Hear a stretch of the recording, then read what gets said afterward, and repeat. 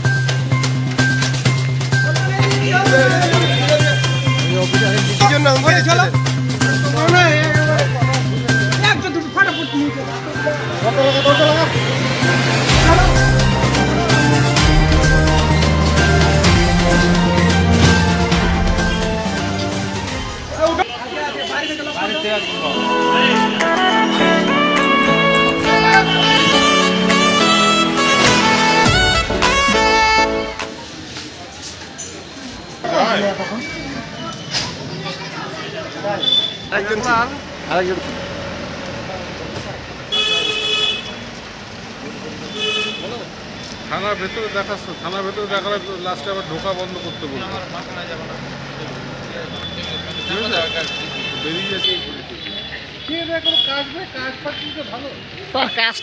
ঘটনাটা আমি এই বাজারের আশেপাশেই ছিলাম, দেখি যে থানায় খুবই উত্তেজিত কিছু পাবলিক, কি জমি সংক্রান্ত নিয়ে কেচাল। থানায় খুবই উত্তেজিত, কাউকে মানতেছে না। এখানকার ওসি, কনস্টেবল থানা ভেঙে দিবে, অমুক দিবে, এটা নিয়ে খুবই একটা উত্তেজিত হয়েছিল।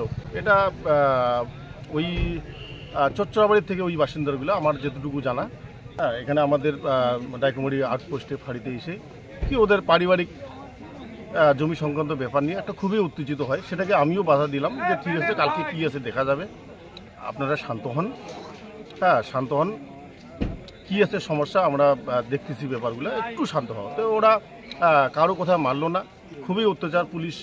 পুলিশের উপর, আমাদের আউটপোস্টের থানার উপর ভেঙে দেবো, মুখ দেবো, নানা রকমের একটা সমস্যা।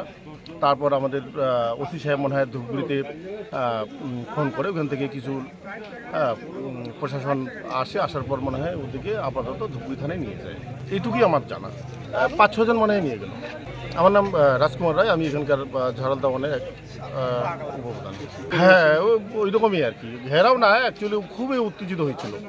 হ্যাঁ, ওই রকমই একটা পরিস্থিতি নিয়ে ওরা মোটামুটি 10-12 জন আসছিল, খুবই বিদ্রোহ করছিল থানার উপর।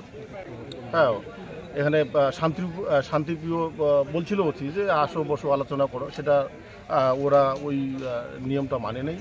থানার উপর অকথ্য ভাষায় নানা রকম সবার উপর গালিগালাজ করে। 6-7 জন মনে হয় নিয়ে গেলো, আমি যেটুকু দেখলাম আর কি।